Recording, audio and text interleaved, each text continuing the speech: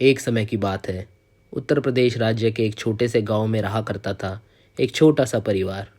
परिवार में थी एक बूढ़ी दादी जो अपनी ज़िंदगी की आखिरी सांसों के मज़े ले रही थी। पूरे दिन दादी कभी टीवी देखती और कभी पड़ोस की बुढ़ियाओं से गप्पे लड़ाती। दादी का एक बेटा था सुरेश, जो अपनी पत्नी रमा के साथ उन्हीं के पास रहा करता था। घर में एक नटखट बच्चा भी था, नाम था चिंटू। चिंटू दादी का लाडला था। वो कक्षा 5वीं में पढ़ता था और पास के स्कूल में पढ़ने जाता था। चिंटू के पिताजी सुरेश एक दर्जी थे और माता रमा एक गृहिणी थी।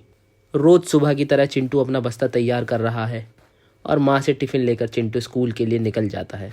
स्कूल का रास्ता एक जंगल से गुजरता है और रास्ते के बीच में आता है एक हनुमान जी का मंदिर। मंदिर आकार में छोटा है, कोई पुजारी भी नहीं बैठता, लेकिन फिर भी स्कूल जाते समय रोज़ मंदिर पर माँ का दिया हुआ प्रसाद चढ़ाकर जाता है। इसके बाद चिंटू थोड़े ही समय में अपने स्कूल पहुँच जाता है। हिंदी के मास्टर जी क्लास में आते हैं और सभी बच्चों से व्याकरण की किताब और पेन पेंसिल अपने अपने बस्तों से निकालने के लिए कहते हैं। चिंटू बस्ते में हाथ डालता है, पर रोज़ की तरह आज वो फिर पेंसिल और किताब लाना भूल गया। मास्टर जी यह देखकर चिंटू को खड़ा कर देते हैं और हाथों पर 2 डंडे लगा के क्लास में मुर्गा बना देते हैं। यह सब देख बाकी बच्चे चिंटू को देख हंसने लगते हैं और ज़ोर ज़ोर से कुकड़ुक्कू कुकड़ुक्की की आवाज़ निकाल के उसे चिढ़ाते हैं। चिढ़ाने में सबसे आगे था टिंकू, जिसे चिंटू बिल्कुल पसंद नहीं करता था। यह सब देख चिंटू मन बना लेता है, क्लास के बाद वो टिंकू को अच्छा सबक सिखाएगा। जैसे ही स्कूल की छुट्टी होती है, चिंटू जाके टिंकू को ज़ोर से धक्का देता है। बदले में टिंकू अपने बाकी दोस्तों के साथ मिलकर चिंटू पर टूट पड़ते हैं और इसी खींचाकसी में चिंटू का बस्ता फट जाता है। यह देखकर टिंकू और उसके दोस्त वहाँ से भाग खड़े होते हैं। चिंटू यह देखकर परेशान हो जाता है कि फटा बस्ता देखकर कैसे घर जाए, क्योंकि घर पर डांट और मार दोनों पड़ेगी। फटा बस्ता लेकर चिंटू घर लौट रहा होता है और जैसे ही हनुमान जी के मंदिर के पास आता है, बहुत ज़ोर से आवाज़ आती है, जादूगर जादूगर जादूगर। चिंटू रुक जाता है। एक काली टोपी, काला कोट और लाल रंग की टाई पहने जादूगर पूछता है, बेटा ये फटा बस्ता लेकर कहाँ जा रहे हो? चिंटू कहता है, माँ ने अजनबियों से बात करने के लिए मना किया है। जादूगर कहता है, लेकिन अगर फटा बस्ता लेकर घर गए तो माँ मारेगी। लाओ मुझे अपना बस्ता दे दो, मैं इसे ठीक कर देता हूँ। चिंटू पूछता है, क्या सच में तुम इसे ठीक कर सकते हो? जादूगर कहता है, हाँ मैं ठीक कर सकता हूँ। चिंटू कहता है, तो करो फिर ठीक। जादूगर बस्ते को लेकर ज़मीन पर रख देता है और पहना हुआ काला कोट उतारकर बस्ते के ऊपर रखकर 3 बार कहता है, आबरा का डाबरा बैजू है बावरा। इतना कहकर अपना एक हाथ घुमाता है और दूसरे हाथ से फूंक मारकर अपना मंत्र खत्म करता है।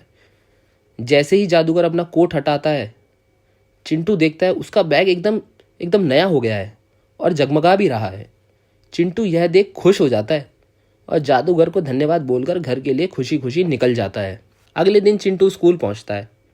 आज मास्टर जी फिर से व्याकरण की किताब और पेन पेंसिल निकालने के लिए कहते हैं, पर तुरंत ही चिंटू को अनुभव होता है आज वो फिर से किताब और पेंसिल नहीं लाया।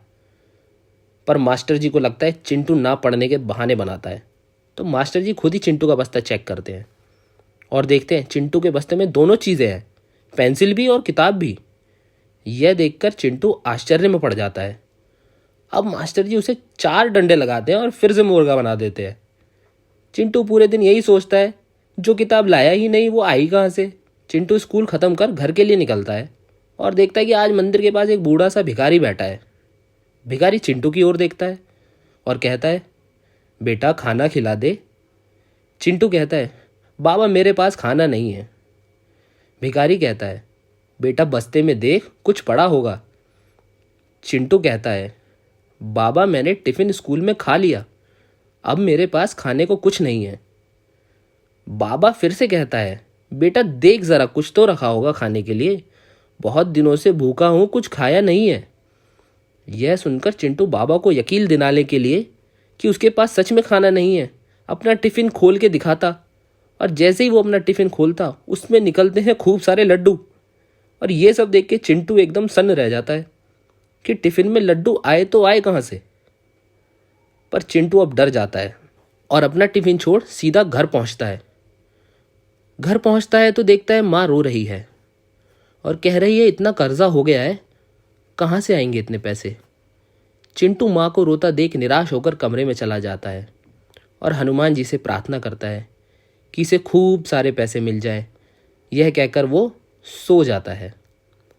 सुबह चिंटू अपनी व्याकरण की किताबें अपने बस्ते में रख रहा होता है तो पाता है कि उसके बस्ते में खूब सारे पैसे हैं। चिंटू एकदम खिलखिला उठता है। अब उसे कुछ कुछ समझ आ रहा है कि उसके बस्ते की करामात है ये सब। ये कोई आम बस्ता नहीं है, ये एक जादूगरी बस्ता है जो कि जादूगर ने अपने जादू से इसे बनाया है।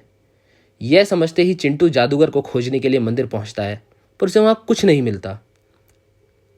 उसी वक्त वहां से टिंकू भी अपने दोस्तों के साथ गुजर रहा होता है। चिंटू को देख टिंकू और उसके दोस्त उसे कस के जकड़ लेते हैं और पूछते हैं, अब कहाँ जाएगा भाग के। चिंटू बहुत कोशिश करता है पर छूट नहीं पाता और मन ही मन टिंकू को बुरा कहने लगता है कि काश इसके पैंट में बिच्छू घुस जाए। जैसे ही चिंटू ऐसा सोचता है, बस्ते में से एक चमक उठती है और बहुत सारे बड़े बड़े बिच्छू बस्ते से बाहर आकर टिंकू के पीछे पड़ जाते हैं। टिंकू और उसके सारे दोस्त सरपट दौड़ लगाते हैं और चिंटू भी वहां से भागकर घर पहुंचता है। अब चिंटू को पूरी तरह समझ आ जाता है कि वो जैसा सोचेगा वैसा ही उसका जादूगरी बस्ता अपनी करामात दिखाएगा।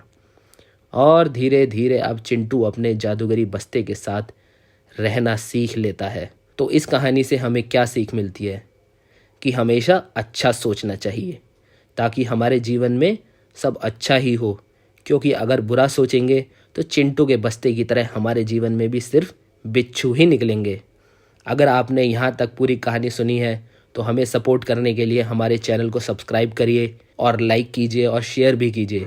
मिलते हैं नेक्स्ट वीडियो में एक नई डेफिनेशन के साथ। तब तक के लिए thank you and take care.